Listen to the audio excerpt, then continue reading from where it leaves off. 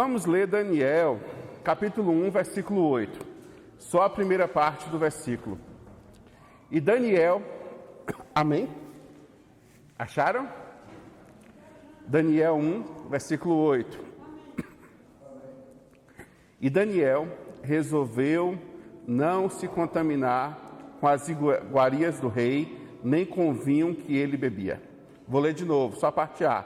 E Daniel resolveu não se contaminar com as finas iguarias do rei, nem com o vinho que ele bebia. Amém? Amém. Podemos assentar. Vamos falar com Deus, pedir a Ele que traga a revelação para nós. Nós vamos falar sobre Daniel. Senhor Deus amado, Pai, fala conosco, Deus, que possamos aprender através dessa palavra como não se contaminar com as coisas deste mundo. Que possamos aprender através da vida de Daniel como ter uma vida íntegra diante de Ti. Que possamos ter a nossa identidade revelada e forjada em Ti. Que possamos aprender a orar a Ti e ter uma vida de excelência diante da Tua palavra. Amém. Boa noite. Queria falar um pouquinho sobre Daniel. Muitas e muitas vezes a gente escolhe esse profeta para falar.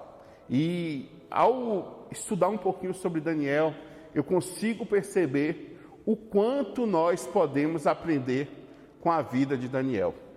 Daniel era um jovem que estava no seu país, Jerusalém, até que a cidade foi sitiada, o país foi sitiado e a nação de Israel foi tomada.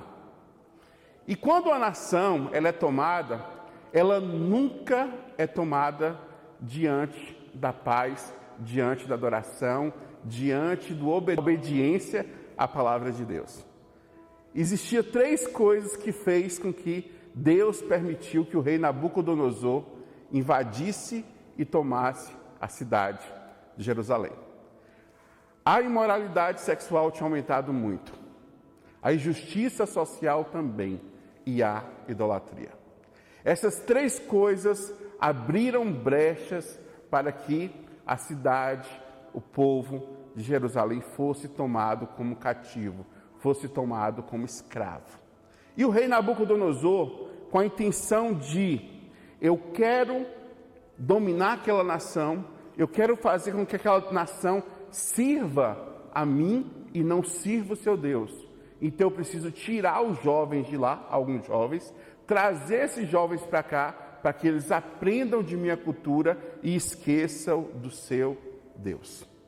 O objetivo principal de Nabucodonosor era que o povo não só se rendesse fisicamente, mas também se rendesse espiritualmente. E esse povo já vinha fragilizado porque eles já haviam deixado de adorar a Deus e começado a prestar culto, aumentando a injustiça social e aumentando a imoralidade. Até que essa nação foi tomada. E foram levados jovens. Escolheram jovens e jovens para ir para o palácio da Babilônia. O mesmo palácio onde Nabucodonosor reinava. E Daniel foi um desses jovens. Dentre vários jovens, Daniel foi um. E Daniel, quando é citado, ele fala o seguinte: Daniel resolveu não se contaminar com as finas iguarias do rei. E não só isso aconteceu, Daniel se posicionou.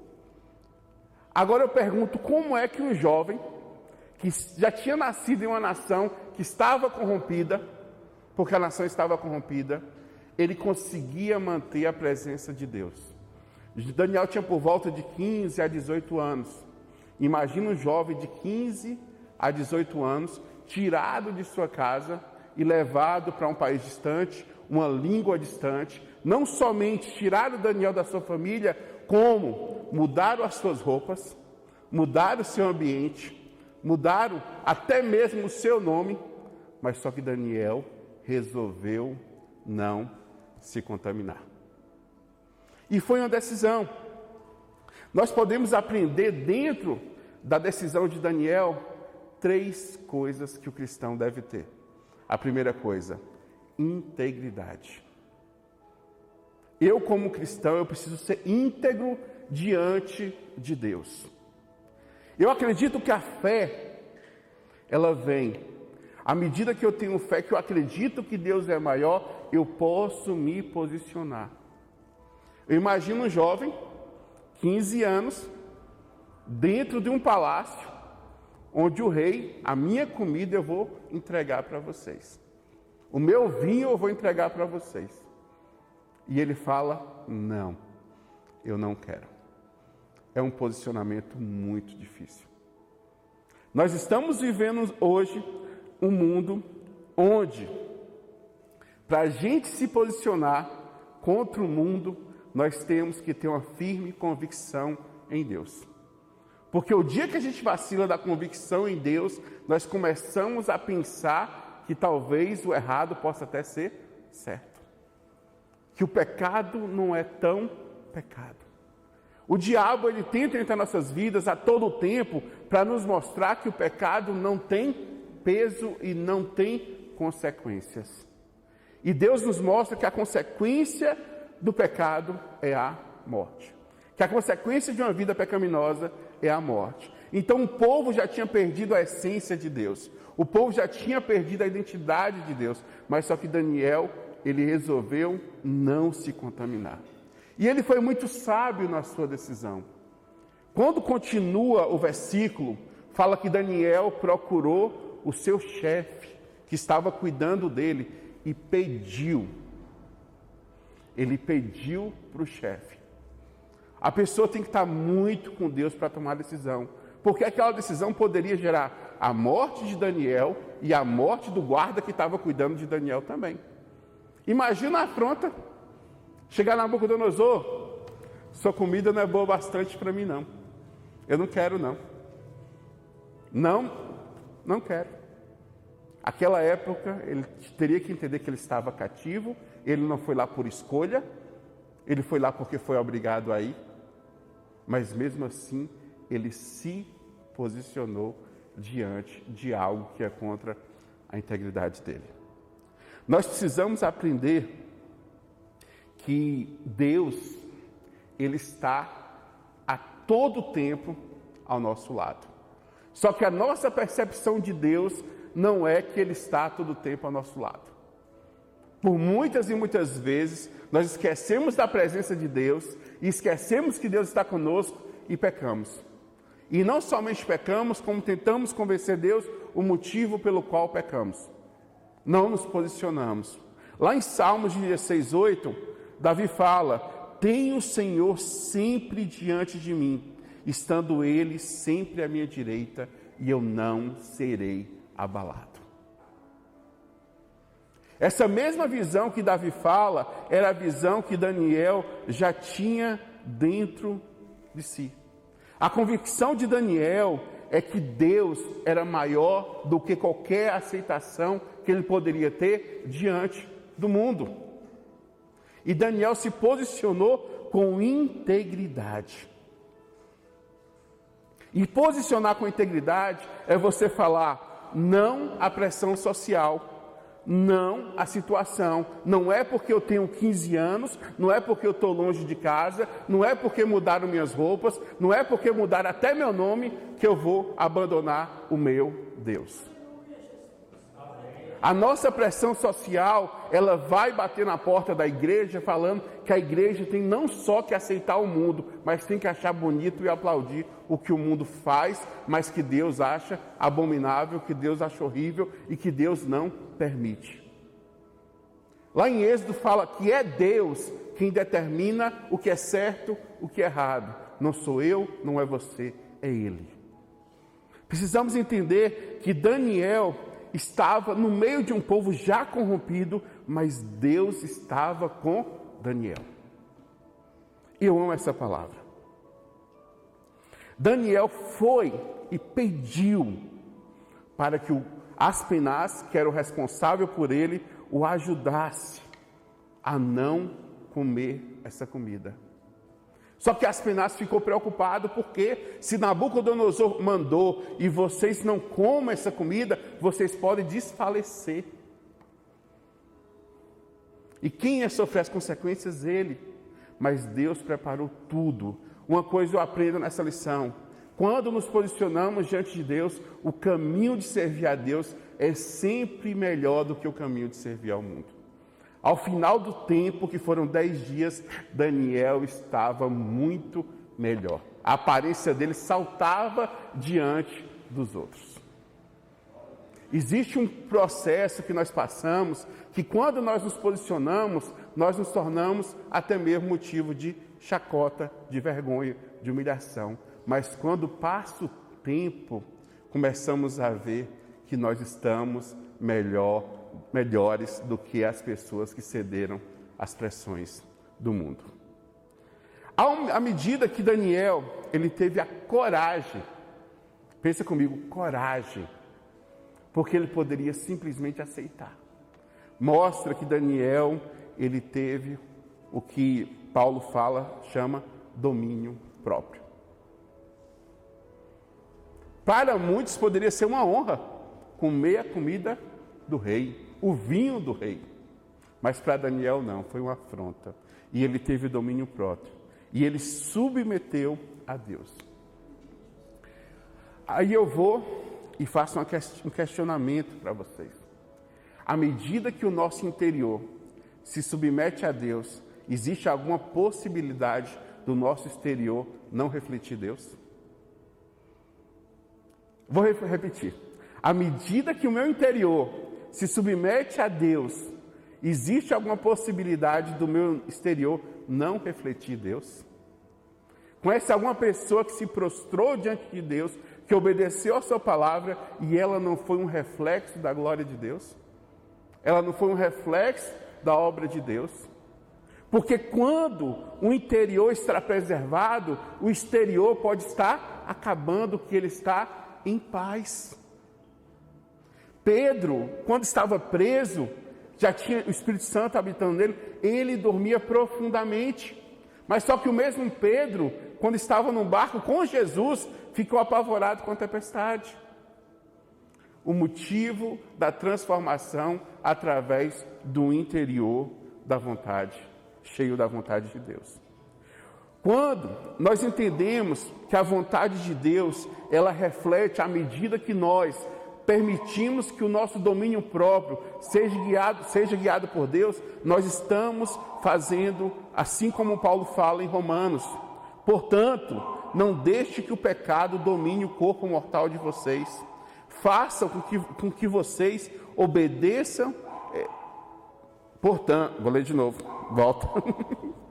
Portanto, não deixe que o pecado domine o corpo mortal de vocês e façam com que vocês obedeçam os desejos pecaminosos da natureza humana. E também não entregue nenhuma parte do corpo de vocês ao pecado, para que ele o use a fim de fazer o mal. Pelo contrário, como pessoas que foram trazidas da morte para a vida, entregue-se completamente para Deus, para que ele use vocês a fim de fazer o que é certo, o que é íntegro, o que é direito.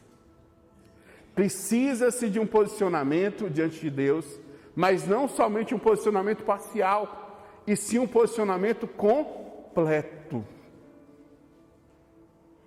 Servir a Cristo, eu não posso estar na parcialidade. Existem pessoas que ficaram em um tempo parcial com Deus e outro tempo não. Quando Deus escreveu para a carta de Laodiceia, ele falou: Laodiceia, você está um tempo comigo e um tempo sem mim. Eu te chamo de morno. As 10 virgens, 5 estavam preparadas e 5 não estavam preparadas. Judas passou 3 anos com Jesus e depois o traiu. Ele se perdeu ao longo do processo. Nós precisamos nos posicionar e estar 100% diante de Deus. Estar totalmente conectado a Deus. E um exemplo de uma pessoa que esteve por um tempo de uma entrega parcial e outro tempo numa entrega total, eu vejo como Pedro. Pedro negou Jesus. Mas antes Pedro falava que morreria por Jesus. Mas só que Jesus foi lá e restaurou o amor de Pedro. Restaurou a fé de Pedro. Restaurou a convicção de Pedro. E Pedro guiou o Pentecoste. Pedro guiou os discípulos a esperarem a descida do Espírito Santo. Pedro falou as mesmas palavras de Joel e o Espírito Santo desceu. E houve grande conversão naquele dia. Então, nós precisamos ter a disposição de viver independente das circunstâncias, ligados e conectados totalmente a Deus. Totalmente à presença de Deus. Obedecendo a Deus sem questionar. Eu não tenho que chegar para o mundo e perguntar: Deus, o que o mundo está fazendo é certo? Não, eu tenho que levar para o mundo o que Deus fala que é certo. O mundo não sabe o que é certo e errado, mas Deus sabe, você sabe. Nós devemos ir para o mundo e falar: isso é errado. Deus não apoia, ou muito menos chegar para Deus: oh Deus, eu estou fazendo esse pecado, mas o Senhor entende, né? O Senhor entende que eu estou pecando. Deus sempre tem perdão para você, mas Deus nunca muda aquilo que é certo, aquilo que é errado para aquilo que é certo. Alguns crentes querem fazer a obra de Deus, mas eles se pegam em uma coisa: esperam a circunstância e o momento ideal. Eles esperam que o momento seja ideal. Aí eu pergunto: Daniel estava no momento ideal para fazer a obra de Deus? Longe de casa, com um novo rei, com nomes que foram colocados nele, eram nomes que direcionavam para outros deuses. Porque o nome de Daniel fala que Deus é o nosso juiz. Aí colocou-se um nome nele que direcionava para outros nomes. Aí eu entro no ponto de quê? Da identidade. Quando nós temos a nossa identidade firme em Deus, nada muda. Nada muda a nossa identidade quando ela está firme em Deus.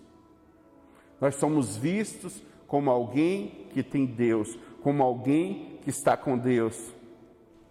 Por quê? Quem mais nos conhece é Deus. A minha verdadeira identidade é forjada em Deus. Lá em Jeremias 1,5 fala: antes que te formaste no ventre, eu te conheci. Antes que saí da madre, eu te santifiquei. Deus nos conhece antes mesmo da gente nascer. Antes daquela ideia que seus pais tinham de ter você, Deus já te conhecia. Deus já tinha um propósito para vocês. Lá em Provérbios 17:3, o ouro e a prata são provados pelo fogo, mas o Senhor é quem mostra realmente quem as pessoas são. Quer saber quem você é? Pergunte ao seu Criador. Quer saber quais são as suas características? Pergunte ao seu Criador. Daniel andava tanto com Deus, tinha uma intimidade com Deus, que Deus o fez prosperar em meio àquela situação. E passaram-se 3 anos, foram 3 anos onde Daniel esteve na corte, aprendendo tudo.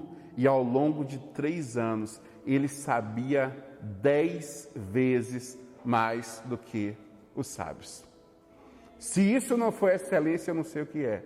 Não somente entre as outras pessoas que estavam sendo provadas, mas com todos os sábios da Babilônia. Daniel sabia 10 vezes mais. Daniel sabia quem era Deus. E Deus deu um espírito de sabedoria para eles, de conhecimento. Lá fala que Deus chegou para os 4, Sadraque, Mesaque, Abednego e Daniel, e deu conhecimento.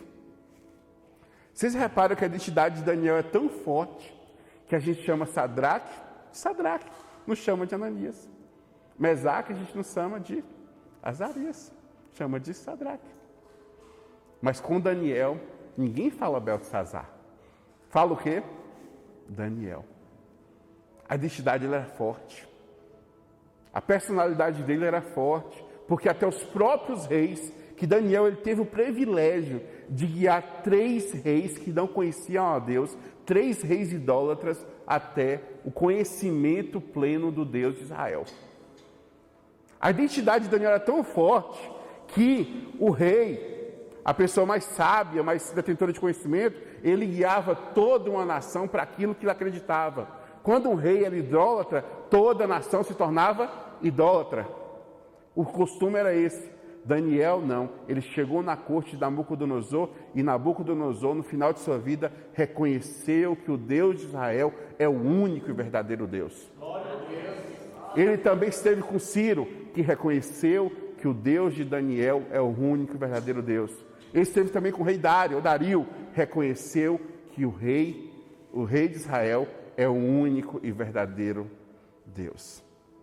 A identidade de Daniel prevaleceu, porque ele foi formado em Deus. E outro ponto que eu vejo, todas as vezes que nós queremos ter uma vida de excelência, lá em Daniel 5:12 fala, o espírito de excelência e de conhecimento e inteligência estava com Daniel. Daniel era excelente naquilo que ele fazia, porque tentaram achar um defeito ao longo de anos e anos e anos, aproximadamente 70 anos, e não encontraram defeitos em Daniel. E a Bíblia fala que Daniel se destacou, Daniel 3:6, e Daniel tinha o espírito de excelência. E a maior excelência que eu vejo com Daniel é que todas as vezes que ele tinha um problema, que ele teve uma dificuldade, ele ia lá e consultava a Deus. Daniel, ele era humilde, ele guiava reis, mas quando ele tinha dúvidas, ele sempre consultava a Deus. Ele nunca se perdeu no seu próprio entendimento. Daniel, quando Nabucodonosor teve um sonho que ninguém conseguiu resolver, ele foi lá e consultou a Deus, pediu sabedoria a Deus. Estamos esquecendo de pedir a Deus sabedoria. A Bíblia fala, se alguém quer sabedoria, peça. Nós precisamos pedir sabedoria porque todas as vezes que eu me guio com o meu próprio entendimento, eu me perco. Se Daniel tivesse guiado pelo seu próprio entendimento, ele teria se perdido. Mas como Daniel escolheu guiar pelo entendimento de Deus, ele nunca se perdeu. E quando vinha um problema, Daniel estava pronto para responder, porque ele tinha a busca de Deus. E ele nunca levou crédito. Em momento algum, Daniel se exalta. Daniel não se exalta. Eu guiei 3 reis. Eu revelei os sonhos de fulano. Eu estive na cova. Não. Daniel não se exalta. Quando temos o espírito de excelência, nós começamos a consultar Deus em meio às adversidades. E se tem uma coisa que é real na minha vida e na sua vida, é o fator adversidade. A adversidade existe, ela vem. Mas como é que nós nos portamos diante da adversidade? E eu lendo o livro de Daniel essa semana, eu vi que quando Nabucodonosor tinha sonho, todos os sábios ficavam enlouquecidos tentando resolver os sonhos. Porque eles estavam com medo de não conseguir interpretar, entravam em pânico e mentiam, falavam qualquer coisa. E Nabucodonosor simplesmente ia lá e mandava matar.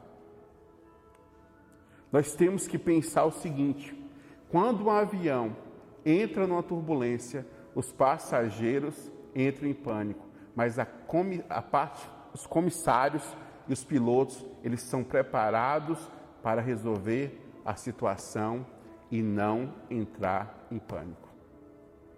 Nós, como cristãos, quando a nossa vida entrar em turbulência, devemos estar prontos e preparados para resolver a situação.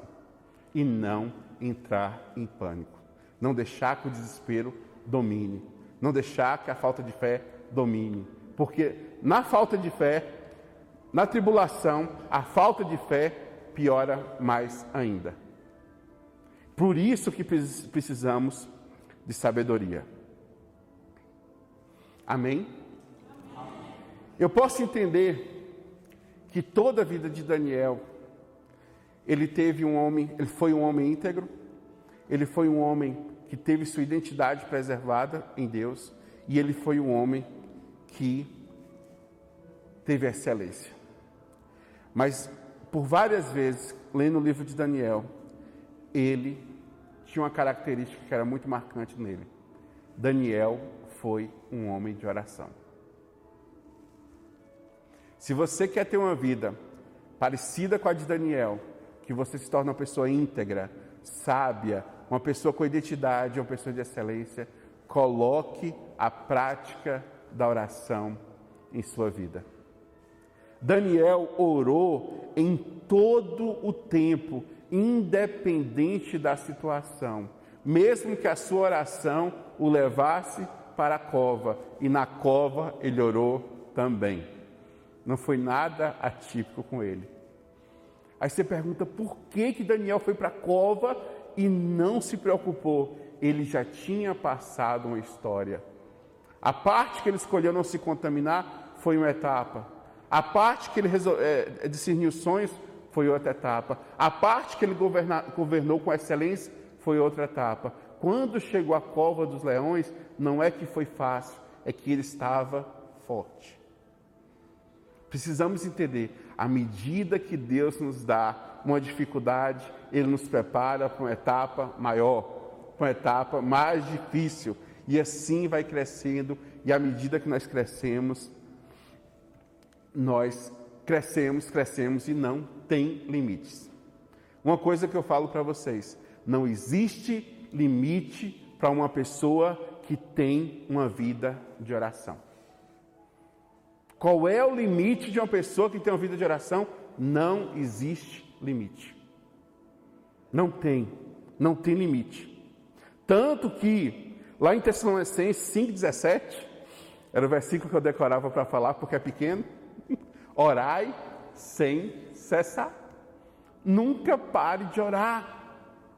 À medida que eu oro, eu tenho que orar mais e mais e mais. Jesus precisava orar?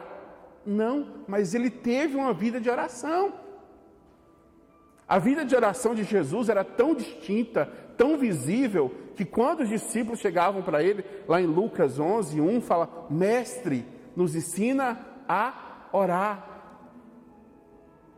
Eles chegaram: Deus, Jesus, eu quero aprender a ter essa vida de oração que você tem, porque o segredo de uma vida de oração é porque uma vida de oração eu não consigo limitar mais minha vida. Você se torna ilimitado em Cristo Jesus. Mas nós precisamos entender, Daniel, ele não voltou para a sua terra. Ele morreu na Babilônia. Aí você fala: Glauber, que coisa triste, né? Serviu tanto a Deus e não viu a sua terra natal. Aí que eu falo: não, Daniel viu muito mais. Deus revelou para Daniel o fim. Você consegue entender que a nossa escatologia hoje é baseada naquilo que Daniel viu e que foi revelada para João também em Apocalipse? Daniel viu a cidade de ouro. Daniel viu Apocalipse. Daniel viu tudo aqui, viu o Cordeiro de Deus. Coisas que ninguém viu, Daniel viu. Ele não se frustrou porque talvez eu não veja a minha Jerusalém sitiada, dominada, mas eu já vi a nova Jerusalém, onde o próprio Deus reina, onde o próprio Jesus ilumina, onde o próprio Jesus consegue dominar todas as coisas. Amém? Daniel viu o fim. Que nós possamos aprender com Daniel como ter uma vida de integridade, uma vida de oração, uma vida voltada para servir a Deus. Amém? Vamos colocar de pé? Senhor Deus, Pai amado, Deus, no nome de Jesus eu clamo para que a nossa igreja consiga viver algo sobrenatural de Ti, Pai. Deus, não queremos nos contaminar com o mundo, mas além disso queremos levar a Tua santidade para todas as nações.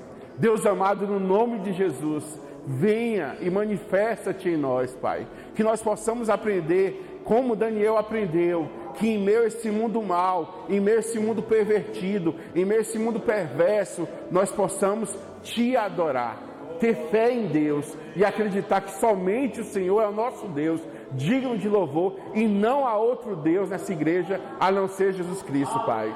Nós vamos Te adorar todos os dias e não vamos nos prostrar diante de mal algum, diante de problema algum, diante de enfermidade alguma, Deus. Nós acreditamos no Teu poder, Pai, e essa igreja será restaurada, estruturada, e nós veremos coisas inimagináveis aqui acontecendo, para a honra e glória do Teu nome. Amém. Amém.